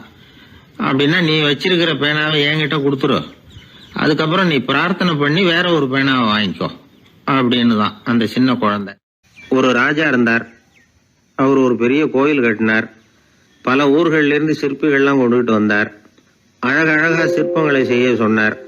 ஊர்ல உள்ள ஜனங்களும் கோயில் கட்டுறதுக்கு அவங்களால முடிஞ்ச உதவியை செஞ்சாங்க. ராத்திரி பகலா வேலை நடக்குது. கோயில் கொஞ்சம் கொஞ்சமா வசந்துகிட்டே வந்துட்டுது. அந்த ஊர்ல ஒரு வயசான அம்மா இருந்தாங்க, ரொம்ப ஏழை. அவங்களுக்கு மனசுக்குள்ள ஒரு உறுத்தல், இந்த ஊர்ல எல்லாரும் இந்த கோவில் கட்டுறதுக்கு அவங்களால முடிஞ்ச உதவியை பண்ணிட்டு இருக்கிறாங்க, நம்மளால ஒன்றும் பண்ண முடியலையே அப்படின்னு நினைச்சு கவலைப்பட்டாங்க. அவங்களுக்கு மனசு கேட்கல, ஏதாவது செய்யணும் நம்மளால முடிஞ்சது அப்படின்னு யோசனை பண்ணாங்க. நல்ல வெயில் நேரத்துல சிற்பிகள்லாம் ரொம்ப சிரமப்பட்டு சிலை வடிச்சுக்கிட்டு இருக்கிறாங்கல்ல, அவங்களுக்கு அந்த நேரம் தாகம் எடுக்குமே. அதனால சிரமப்பட்டு ஒரு குடத்துல தண்ணி எடுத்துக்கிட்டு அதை இடுப்புல வச்சுக்கிட்டு மெதுவா கொண்டுகிட்டு அங்க போறது அப்படின்னு முடிவு பண்ணிட்டு அந்த அம்மா போச்சு. அங்க போய் வேலை செய்யறவங்களுக்கு தாகம் எடுக்கிற போலாம் ஒரு கோவலையில தண்ணியை எடுத்து கொடுத்துக்கிட்டு இருக்கிறது. இப்படியே பண்ண ஆரம்பிச்சுட்டு அந்த அம்மா. ஏதோ அந்த அம்மாவால முடிஞ்ச ஒரு சின்ன உதவி அது. இப்படி கொஞ்சம் கொஞ்சமா வேலை நடந்தது. கோபுரம் வசந்தது, எல்லா வேலையும் முடிஞ்சது. இனிமே கடைசியா கற்ப கிரகத்தின் மேல விமானம் அமைக்க வேண்டியதுதான் பாக்கி. அந்த வேலையும் ஆரம்பமாச்சு. அந்த சிற்பிகள்லயே அனுபவசாலியான ஒருத்தர் இந்த அம்மாவை தேடிட்டு வந்தார். பாட்டி, உங்ககிட்ட இருக்கிற ஏதாவது ஒரு பொருளை கொடுங்க, அந்த விமானத்துல வைக்கலாம் அப்படின்னு நாங்க நினைக்கிறோம் அப்படின்னார். இந்த அம்மாவுக்கு ஒன்றும் புரியல. ஏதாவது இருந்தாவில கொடுக்கலாம், எதுவும் இல்லையே, என்ன பண்றது யோசனை பண்ணாங்க. இத பாருப்பா, என்கிட்ட என்ன இருக்கு, இந்த வாசப்படியில கிடக்குது, இந்த கல்லு தான் இருக்குது, வேணும்னா இத எடுத்துட்டு போங்க அப்படின்னாங்க. உடனே அந்த கல்லை பேத்து எடுத்துட்டு போயிட்டாங்க அவங்க. அங்க போய் பார்த்தா என்ன ஆச்சரியம், அந்த விமானத்து உச்சியில கலசங்களை அமைக்கிறதுக்கான பிரம்ம எந்திரத்தை மூடுற கருங்கல் ஒண்ணு தேவையா இருந்தது. இவங்க எடுத்துட்டு போன கல்லு அதுக்கு ரொம்ப பொருத்தமா அமைஞ்சு போச்சு. ஏதோ அதுக்காகவே அளவெடுத்து செஞ்சது மாதிரி அமைஞ்சுட்டுது. அந்த கல்லையே அங்க அப்படியே பதிச்சுட்டாங்க. ஒரு வழியா கோவிலை கட்டி முடிச்சாங்க. அடுத்தது கும்பாபிஷேகம். அதுவும் ரொம்ப சிறப்பா கோலாகலமா நடந்து முடிஞ்சது. இவ்வளவையும் பார்த்த அந்த ராஜாவுக்கு மனசுக்குள்ள ரொம்ப பெருமையா இருந்தது. இவ்வளவு பெருசா இந்த கோவில் உருவாகிறதுக்கும் இவ்வளவு சிறப்பா இந்த விழா நடக்கிறதுக்கும் நாம தானே காரணம் அப்படின்னு மனசுக்குள்ள நினைச்சுக்கிட்டார். இப்படி நினைச்சுக்கிட்டே அன்னைக்கு ராத்திரி அரண்மனையில படுத்து தூங்கினார். உடனே ஒரு கனவு. ஆண்டவனே அந்த ராஜாவோட கனவுல வந்தார். ராஜா ஆண்டவனை வணங்கினார். இறைவா, உங்களுக்காக நான் கட்டி இருக்கிற கோவில் எப்படி இருக்குது, நல்லா இருக்குதா அப்படின்னு கேட்டார் ராஜா. அதுக்கு இறைவன் சொன்ன பதில் என்ன தெரியுமா, நீ கட்டின கோவில்ல அந்த கிழவியோட நிழல்ல நான் சுகமா இருக்கிறேன் அப்படின்னாராம். இப்படி சொல்லிவிட்டு கடவுள் மறைஞ்சுட்டார். கனவு கலைஞ்சுது. ராஜா விசாரிச்சார், யார் அந்த கிழவி அப்படின்னு. எல்லாரும் விவரத்தை சொன்னாங்க. அப்பதான் ராஜா நினைச்சு பார்த்தார், இந்த கோவிலை நானே கட்டினதாக ரொம்ப பெருமைப்பட்டுக்கிட்டேன். ஆனா அந்த வயசான அம்மா வீட்டு வாசல்ல கிடந்த கல்லு அது இறைவனுக்கு சுகமான நிழல் கொடுக்கறதாக சொல்றாரு அப்படிங்கறத எண்ணி பார்த்தார். நான்கிற எண்ணம் நழுவி போயிட்டுதான். கோபுரம் எவ்வளவு பெருசுங்கிறது முக்கியம் இல்ல, குணம் எவ்வளவு பெருசுங்கிறது தான் முக்கியம். அந்த வயசான அம்மா நம்ம நாட்டுல வாழறது தான் நமக்கு உண்மையான பெருமை அப்படின்னு நினைச்சாராம் ராஜா. இந்த காலத்திலயும் ஒரு ஊர்ல ஒரு கோவில் கட்டினாங்க. எல்லா ஜனங்களும் அவங்களால முடிஞ்சதை செஞ்சாங்க. நம்மால் ஒருத்தன் அந்த திருப்பணி குழு தலைவரை போய் பார்த்தான். நான் ஏதாவது ஒத்துழைக்கணுமா ஐயா அப்படின்னு ரொம்ப பணிவா கேட்டான். திருப்பணி குழு தலைவர் சொன்னார், இத பாருப்பா, இந்த கோவில் கட்டி முடிக்கிற வரைக்கும் உன்னுடைய ஒத்துழைப்பு எதுவும் தேவையில்லை. கட்டி முடிச்சு கும்பாபிஷேகம் ஆனதுக்கு அப்புறம் தான் உன்னுடைய ஒத்துழைப்பு ரொம்ப அவசியம் அப்படின்னார். அதுக்கப்புறம் நான் என்ன செய்யணும் சொல்லுங்கன்னா, இவன் இந்த சாமி சிலையை நீ திருடிட்டு போகாம இருக்கணும், அவ்வளவுதான் அப்படின்னாராம் அவர். என்னுடைய நண்பர் ஒருத்தர், அவர் விரல்ல நகமே இருக்காது. என்ன காரணம்னு நினைக்கிறீங்க? எல்லாத்தையும் அவரே கடிச்சு துப்பிடுவார். அப்படி ஒரு பழக்கம். சின்ன குழந்தைகள் நகம் கடிக்குது, விரல் சூப்புது. இதுக்கு என்ன காரணம் தெரியுமா? குழந்தைகள் மனசுல ஏற்படக்கூடிய ஒருவித பாதுகாப்பின்மை, இன்செக்யூரிட்டி, அல்லது தான் சரியா கவனிக்கப்படல அப்படிங்கிற எண்ணத்தோட வெளிப்பாடு தான் அது அப்படிங்கிறாங்க டாக்டர்கள். சில இடங்கள்ல 2வது குழந்தை பிறந்த உடனே பெரியவர்கள் கவனம் முதல் குழந்தைகிட்ட இருந்து கொஞ்சம் விலகி 2வது குழந்தைகிட்ட போயிடும். அந்த சமயத்துல முதல் குழந்தைக்கு இந்த பழக்கம் ஏற்படுறதுக்கு வாய்ப்பு உண்டாம். சில குடும்பங்கள்ல கணவன் மனைவி 2 பேருமே வேலைக்கு போறவங்களா இருப்பாங்க. குழந்தை ரொம்ப நேரத்துக்கு பெத்தவங்களை பிரிஞ்சு இருக்க வேண்டிய சூழ்நிலை இருக்கும். குழந்தை ஒரு பாதுகாப்பின்மையை உணர ஆரம்பிக்கும். இந்த பழக்கம் வந்துடும். அதனால ஒரு குழந்தைக்கு தான் ஒதுக்கப்படுறோம் அப்படிங்கிற நினைப்பு வராம பாத்துக்கணும். வளர்ந்த குழந்தைகளும் நகம் கடிக்கும். வயசானவங்க கிட்டையும் இந்த பழக்கம் இருக்கும். இது ஒரு மனச்சிதைவின் வெளிப்பாடு அப்படிங்கிறாங்க மனநல நிபுணர்கள். அம்மா அப்பா திட்டினாலும் சரி அல்லது ஆசிரியர் திட்டினாலும் சரி இந்த பழக்கம் வந்துடும். நாம தவறு பண்ணிட்டோம் அப்படிங்கிற நினைப்பு வர்ற சமயம் நகம் கடிக்க ஆரம்பிச்சிருவோம். ஏதோ ஒண்ணு அடையணும் அப்படின்னு நினைக்கிறோம், அதை அடைய முடியல. இப்படி ஒரு ஏக்கம் வர்ற சமயத்திலேயும் சில பேர் நகத்தை கடிக்க ஆரம்பிச்சிருவாங்க. ஒரு பெரிய அதிகாரி, தனியார் நிறுவனத்துல வேலை பார்க்கிறவரு, அவரு டென்ஷன் ஆயிட்டாருன்னா உடனே அறைக்கு அதை சாத்தி விடுவாங்களாம். அவரே சாத்திக்குவாராம். அப்படி சாத்திக்கிட்டு உள்ள எதையாவது வெறிச்சு பார்த்துக்கிட்டே நகத்தை கடிக்க ஆரம்பிச்சிருவாராம். இந்த பழக்கம் உலகம் பூரா உண்டு. நகம் கடிக்கிறவங்களை அந்த பழக்கத்திலிருந்து மீட்கிறதுக்கு என்ன வழி அப்படின்னு லண்டன்ல உள்ள அழகியல் நிபுணர்கள் யோசனை பண்ணி பார்த்துருக்குறாங்க. சில ஆய்வுகள் பண்ணி பார்த்தாங்களாம். அவங்க என்ன பண்ணாங்க தெரியுமா? நகம் கடிக்கிற பழக்கம் உள்ளவங்களையெல்லாம் தேடி பிடிச்சாங்க. அவங்களையெல்லாம் 3 பிரிவா பிரிச்சுக்கிட்டாங்க. ஒரு பிரிவு கிட்ட என்ன சொன்னாங்கன்னா, உங்களுக்கு நகத்தை கடிக்கணுங்கிற நினைப்பு வர்றப்போவெல்லாம் டைரி எழுத ஆரம்பிச்சிருங்க அப்படின்னாங்களாம். இன்னொரு பிரிவு கிட்ட, உங்களுக்கு அந்த நினைப்பு வர்றப்போவெல்லாம் உங்க நகத்துக்கு வண்ணம் பூச ஆரம்பிச்சிருங்க, அழகுபடுத்த ஆரம்பிச்சிருங்க, நெயில் பாலிஷ் போடுறாங்களே அது மாதிரி. அப்படி ஒரு யோசனை சொல்லியிருக்காங்க. 3வது குழுவினர்கிட்ட, உங்களுக்கு நகத்தை கடிக்கணுங்கிற எண்ணம் வர்றப்போவெல்லாம் விரல்களை இறுக்கமா மூடி வச்சுக்கிட்டு வேற விஷயங்கள்ல கவனம் செலுத்துங்க அப்படின்னு சொன்னாங்களாம். இப்படி 3 வித முயற்சி பண்ணி பார்த்ததுல கடைசியா அவங்க என்ன கண்டுபிடிச்சாங்க தெரியுமா? 3வது குழு செஞ்சதுல நல்ல பலன் கிடைச்சதாம். அதாவது நகம் தெரியாதபடிக்கு விரலை இறுக மூடிக்கிட்டு வச்சுக்கிட்டோம்னா அந்த பழக்கம் மாறுதான். அப்படி இருந்தவங்க கிட்ட இந்த நகம் கடிக்கிற பழக்கம் மெதுவா குறைஞ்சு போச்சான். அதனால நகம் கடிக்கிற பழக்கம் உள்ளவங்க இதை முயற்சி பண்ணி பார்க்கலாம். ஒரு ஆள் இருந்தார், அவருக்கு எப்ப பார்த்தாலும் நகத்தை கடிச்சுக்கிட்டே இருக்கணும், அப்படி ஒரு பழக்கம். அதனால அவர் விரல்ல எப்பவும் நகம் இருக்கிறது இல்ல, விரல் இருக்கிறதே பெரிய ஆச்சரியம். அவருக்கு திடீர்னு உடம்புல அரிப்பு, சொரிஞ்சிக்க முடியல, அரிப்பும் நிக்கல. 1 வாரம் தொடர்ந்து கஷ்டப்பட்டார். கடைசியா ஒரு டாக்டர் கிட்ட ஓடினார். அவர் எல்லாத்தையும் விவரமா கேட்டுக்கிட்டு கடைசியா கொஞ்சம் மாத்திரை கொடுத்து வேலைக்கு ஒண்ணு சாப்பிடு அப்படின்னாராம். இந்த